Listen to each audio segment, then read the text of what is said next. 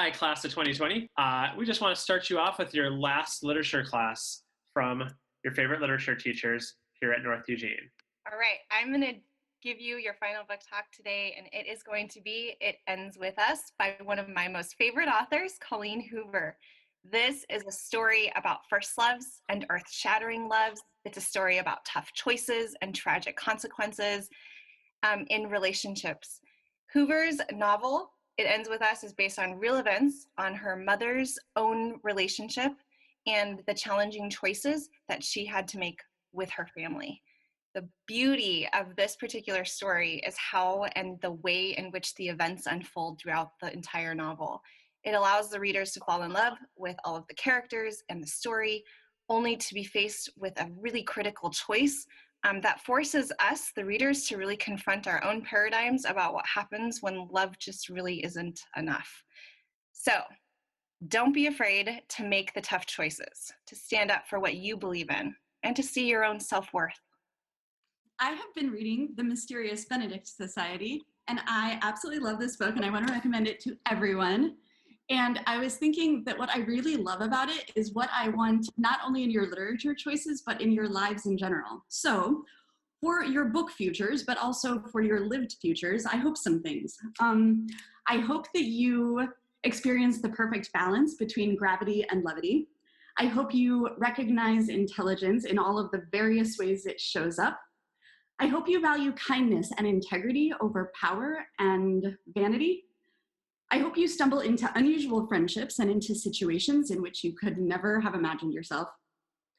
I hope that you maintain the wonder of youth even as the world challenges you, and that you fiercely resist the allure of becoming jaded. I hope when you are faced with adversity that you look the world in the eye confidently, and that when you feel uncertain, you have the inner fortitude to depend on the people who really love you. I hope that you choose over and over and over again to be boldly optimistic in this life. So good job, class of 2020. Go keep reading and make the world awesome.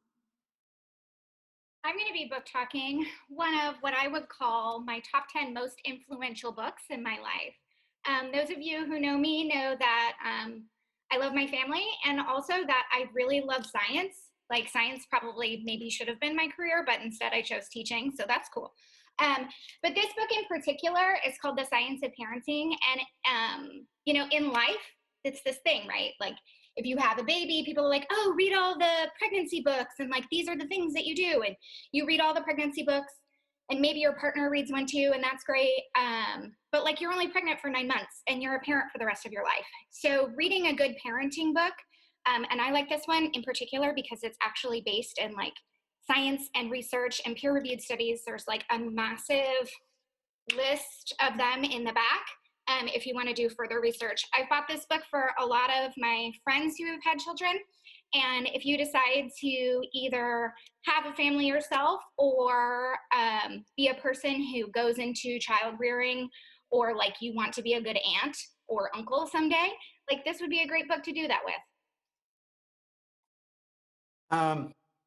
The day after I graduated high school, I left on an epic cross-country adventure, and that first night, camping in the deserts of Utah, this guy gave me this book, starting from San Francisco, by Lawrence Ferlinghetti.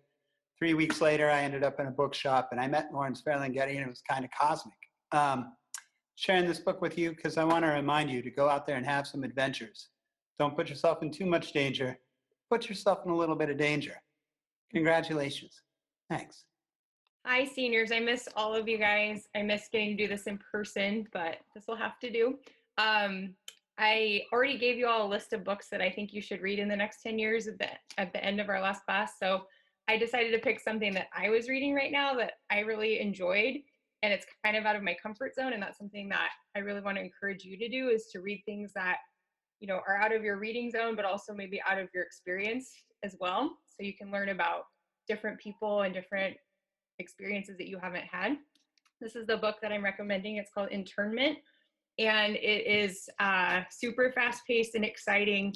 It's very much in the present right now, what the world is like, what our nation is like, and it's about the power that young people have to make change, especially when older generations are not doing anything and seem like they're just sort of accepting the status quo. So that's what I want to challenge all of you to do, is to, you know, as you set out into the world, to like look at the world as it is and not accept it, to make it better. And I know you all will. Hey, seniors, my book sent off to you is Exhalation by Ted Chiang. It's a collection of short stories that pair philosophy and science. What makes something intelligent? Do we have free will? All these questions come up in philosophy and in science. And what's great about this book is that Ted Chiang explores these concepts in short stories and grapples with the science behind these big questions. When I left high school, I thought I would never have to think about science again. I thought I was going to be a literature teacher after all. And so I hope you, class of 2020, that you grapple with big questions and keep a Renaissance mind. You may be celebrating that you will never have to take a chemistry class again or analyze another poem, but my challenge to you is to keep growing and being curious about all the disciplines your entire life. Learn about the anatomy of elephants and stop every day and read a poem. It's hard to engage with science and literature when you're not forced to in class, but every area of knowledge has beauty, and I hope you keep exploring and loving the world through each of these windows. Hi, everybody. Ms. Downey here. And this is William Shakespeare. And this is this big old book called The Riverside Shakespeare. And no, I haven't read this whole book, but if I had one book in the whole world, in other words, if I were on a desert island or if I had one book to save, this would be the book. It would be the only book I would need for the rest of my life. I'm completely serious. Mr. Kostechka said that he wants you to maintain a Renaissance mind. This is the Renaissance man, Big Bill Shakespeare. The thing about it is that I want you to keep an open mind about Shakespeare. If you have a chance to see a Shakespeare play, go see it. You don't necessarily need to have read the play. You can get online and read a plot summary of that play and go and see it and enjoy it for what it is. There are productions all over the world all the time. And if you want to continue to grow as far as being literate and a human being, this is the man to take you there. Hi, seniors. If you would like to go somewhere else, then maybe right here or Shakespearean England, I cannot suggest enough Neverwhere by Neil Gaiman. I read this book in high school. It has been an amazing outlet that I've been reading during all of this chaos. And Neil Gaiman creates the most amazing realities that are plausible and yet not.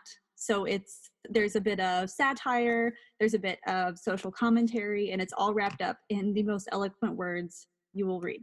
So, Neil Gaiman. All right, thanks, seniors, for listening to our last book talk. Take care, do good things.